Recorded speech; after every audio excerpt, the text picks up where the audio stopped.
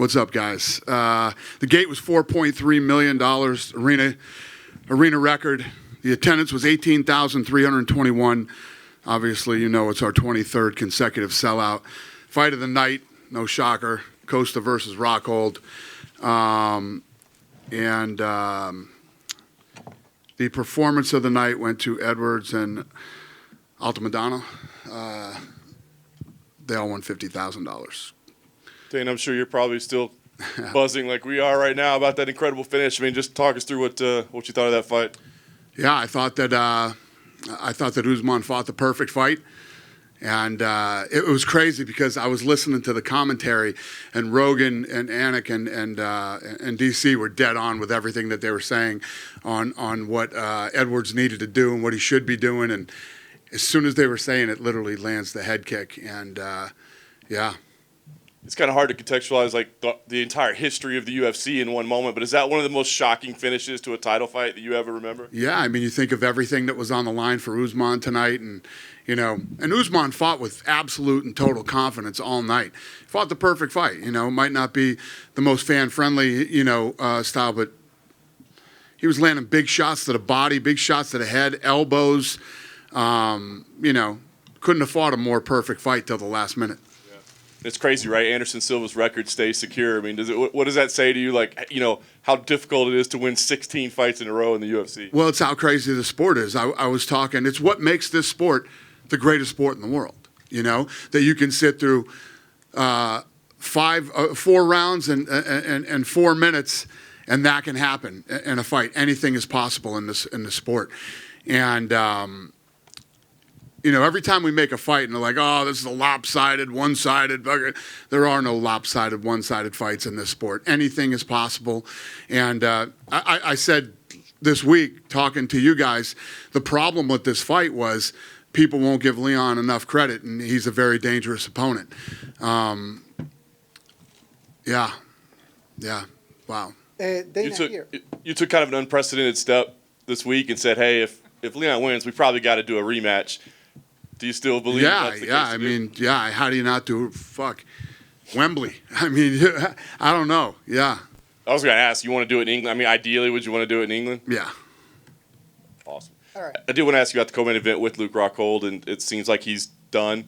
Kind of a controversial week with him and the things he had to say about the company. I'm just kind of curious what your thoughts are now. Yeah, I think that coming into a situation like both of theirs, there's a lot of pressure, there's a lot of stress. And listen, you know me, who's more freedom of speech than me? He's entitled to his own opinions and his own, whatever it is that went on this week. But let me tell you what, I'll never say anything about him. I totally respect him. And after that war tonight, normal humans like us that are sitting in this room have no idea what those two went through tonight in that octagon, and we never will, thank fucking God, okay? And for both of them to dig as deep as they did and put on an absolute dogfight like they did, I have nothing but respect for both of them. Are they both a little nutty? Absolutely. But, hey, nothing but respect.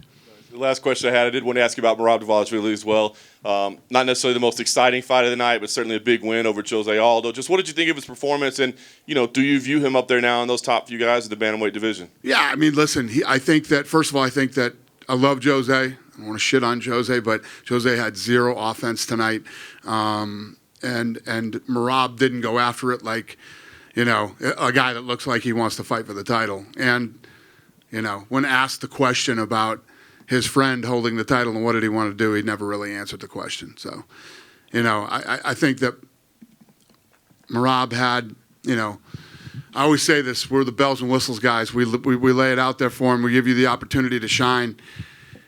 And it's up to you to get out there and do it. That didn't happen tonight. Dana, here, Jesus Rodriguez from Univision. I saw a couple of guys being tired, opening their mouths and everything. Do you think the altitude of Salt Lake City was a factor in that too? I think that anywhere you go, no matter where you fight in Abu Dhabi, the weather is a factor. You fight here, the altitude's a factor. You fight in Vegas, Vegas is a factor. You fight in Denver. Everywhere you go, there are factors to the fight. What are your impressions in Salt Lake City receiving the UFC 278? What's the question? What are your impressions of Salt Lake City and having I mean, the crowd was incredible tonight. I mean, you could put this crowd up there with anybody tonight. These guys were fired up. They were into it. The arena was like 60% full for the first fight of the night. I mean, this is as good as it gets. Thank you. Thank you. Dana, I don't know if you heard yesterday, but Paulo Costa said USADA came and blood tested him. I apologized to him up on stage. That'll never happen again to any fighter. Is that something that you guys can control, or is that a USADA thing? How does that happen? Because it seems quite dangerous for a guy. Yeah, it's just you listen. Again, how to explain? They don't know about fighting the way that people who know about fighting know about fighting. You don't go in and test a guy at 6 a.m. when he's cutting weight, and it's just the result's going to be the same a few hours later. You wait, and yeah, I apologized to him on stage when he came out, and that won't happen to another fighter again. Are you guys in talks with him about maybe renegotiating, getting a new contract with him, or what's your relationship with Paulo at the moment? I told you 2 minutes ago, nothing but respect. Nothing but respect for both of those guys tonight. And, yeah, of course we'd like to re-sign them. We'll see what happens. Dana, just one for you here. I know you said you were working on next month's pay-per-view, getting some fights on there. Tony Ferguson Yes. tweeted out. Is Tony Ferguson fighting? Yes. Who's he fighting? Oh, he didn't say who he's fighting? No. We'll Come let on. you know soon. You gave It's done. It's Leach. Li Yeah. Jingliang at 170. Yes. Awesome. Thank you. Yep. Dana, when you said that won't happen again, the Paulo Costa getting tested right before official weigh-ins, have you already had that conversation with USADA? I didn't, but yeah, we have. Okay. Yeah. Hey, Dana. Yep. Amir Albazi got the victory. He wants to fight in Abu Dhabi. Would you consider that at the Tuesday matchmaking? Who does? Amir Albazi. I don't know about Abu Dhabi's pretty stacked, probably need something bad to happen in Abu Dhabi to make that fight, but that card's pretty good. Yeah. Brandon Moreno was back here as a guest fighter, and he said he wants to fight Davidson Figueiredo in Rio in January. Is that? I don't know, man. You guys are throwing all this shit at me, and I don't know. We'll see. Yeah. Dana, you said a few months back that Salt Lake is a destination. Yep. With the result and the turnout tonight, how soon till you come back to Vivint Arena? Probably next year. Like 2023? Yeah. Perfect. Yep. Good? Yeah. All right. Dana, right here. Yeah. You said that all the uncertainty between Merab and Aljo, does that leave the door open for maybe a Cheeto to get in there for a title shot? What's the question? With the uncertainty between Merab, he didn't answer the question whether or not he would actually fight Aljo. I just think that Merab tonight, I didn't see a lot of offense out of Jose Aldo.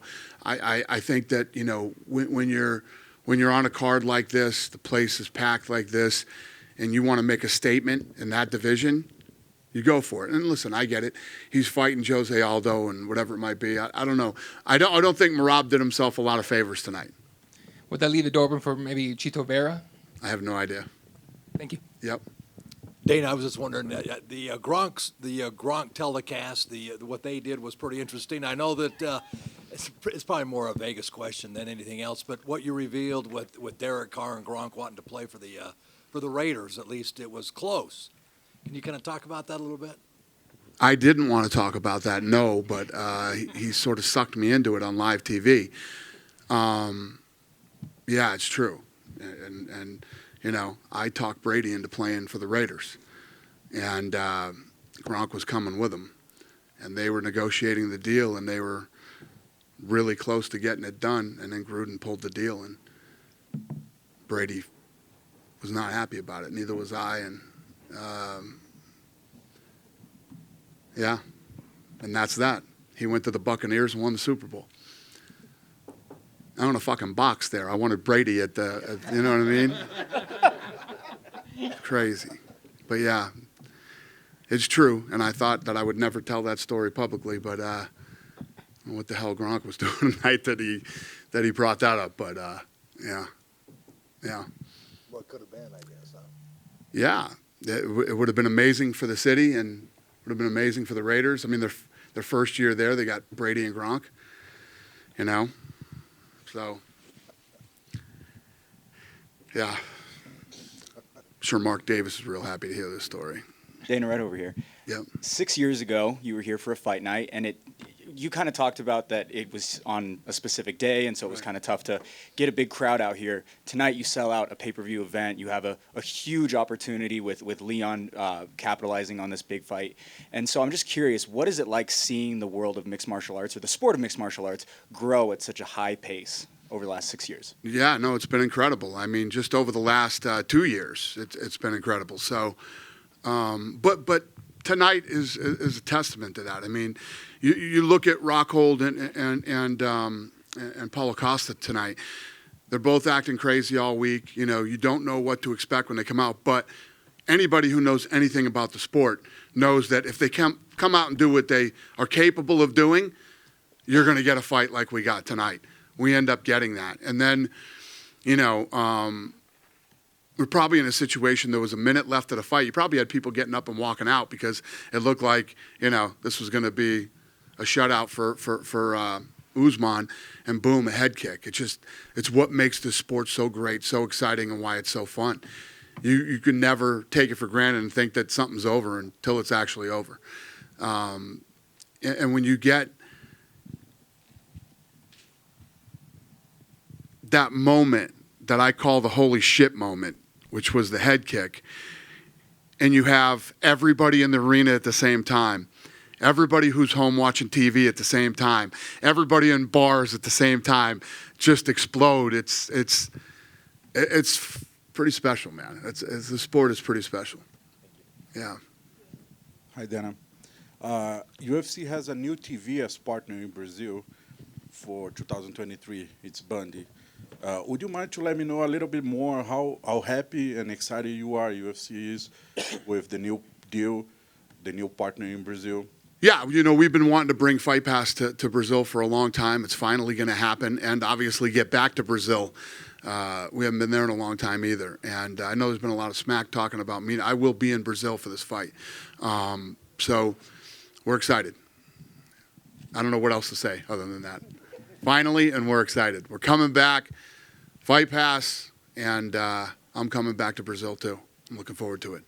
Awesome. How would you resume? How important was Global during the last 10 years in Brazil with you? It's been incredible. Our relationship with Global was and still is awesome. Those guys have been very good to us, and they definitely helped us grow the brand in Brazil. Perfect. Last question, please. And we're not done with Globo either. We'll continue to do work with Globo. Yeah. Awesome. Last question, please. For the near future, how important are Paulo Costa and Jose Aldo for the UFC plans with Brazilian market?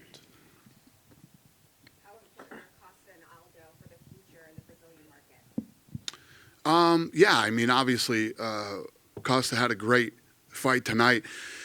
I mean, Jose Aldo's a legend, a living legend of the sport, one of the greatest superstars to ever come out of Brazil. And he's very important to this company and to the sport. Hey, Dana. Also from Brazil here. We any news about the possible rematch with Glover and Jiri Prochazka? Not off the top of my head, no. But obviously, a fight we want, a fight they want. So I'm sure a fight the fans want too. So we'll get it done. Thank you. Thank you. Dana, you said in Vegas, fighters have to deal with Vegas. Yeah. Is there any hesitance in bringing John Jones back to Vegas? That's funny. Yeah, there's a little. Yeah, there's a little. Probably bring him to New York. Yeah. Dana, with that Woodson fight, when it was to your right, when it was such a bad foul and then they restarted, do you think that the Woodson Saldana could have maybe just been a no contest because you got a fighter almost knocked out, and then he continues fighting with that foul? I thought that fight should have been stopped, but on the flip side, You don't showboat, man. You finish the fight. Lesson learned for that kid. It should have been a spectacular win for him. He should be up for a $50,000 bonus tonight, but, you know, he's not. Thank you. Great night tonight. Thank you. I appreciate it. Yeah, just one more here. Okay. On Edwards versus Usman 3, is this one of those fights that you feel is big enough? Are you going to advise Leon to wait as long as it takes? Obviously, that was a bad knockout for Kamaru. He's probably going to need to take a little time. I know Leon's saying because of all the time off, he wants to be more active. Do you think it's a good idea that he sits and waits for that fight? Well, I don't think he'd have to sit and wait anyway due to the knockout. He wouldn't have to wait that long. He'd have to go back into camp and start training again anyway. First of all, we'd have to have the date. We're booked up all the way to, you know, I think we're booked up into January now. So, yeah, there'll be no waiting for him. So you think even if it's a rematch? You usually go to England in March. Do you think that's probably? We can go to England whenever the hell we want to now. I mean, we could go to England before. We were selling out England before. Now you just start looking at, you know, do you do a bigger arena? Do you go? And I'm scared to go outside, and I'm definitely scared to go outside in England. So I'm serious, but joking about Wembley. But yeah, I mean, anything is possible in England now. When I tweeted out that comment, people seem very excited about the idea of Wembley. So maybe. Yeah, no, it would be fun, but yet scary at the same time. Sure. The weather isn't the greatest over there in England. Appreciate it. Thank you. Yeah. Yes. Yeah. Speaking about Brazil, what do you think it'll be next in line for Amanda Nunes? It'll be Juliana Peña number 3 or Valentina Shevchenko? What do you think about that? I have no idea yet. I haven't talked to any of them yet about any of that. I don't know. I don't know what she wants to do. Is she okay? She's great. Yeah. Yeah, because she's very okay. She was in a wheelchair and all of that. Yeah, yeah. They were in a war. It was a tough fight, so it happens. I'm sure you're going to see Edwards limping in here tonight too. You know what I mean? Obviously, they transported Usman, but you know, 5-round wars, man. Yeah, you don't come skipping in this place. It's tough on these guys. Besides Brazil, are you thinking in hold in UFC throughout Latin America, like Argentina, Venezuela, Colombia, Mexico? Well, yeah. Do I want to go to those places? Yeah, and actually made the event happen in those countries. Yeah, absolutely. We're going to go everywhere. You know, the world isn't exactly where it was 5 years ago. You know what I mean? When the world starts being like it was the pre-pandemic, I'll take this thing everywhere and anywhere. But like I say, literally every time I talk, I'm not going anywhere that's tough to do business. You know? Hey, what's up?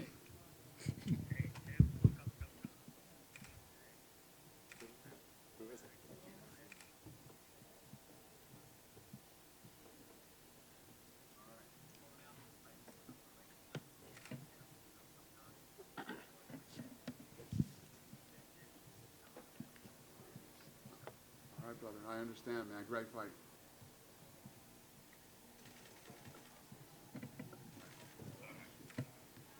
Good night, you guys. You're not going to tell us who that was, Dana? No?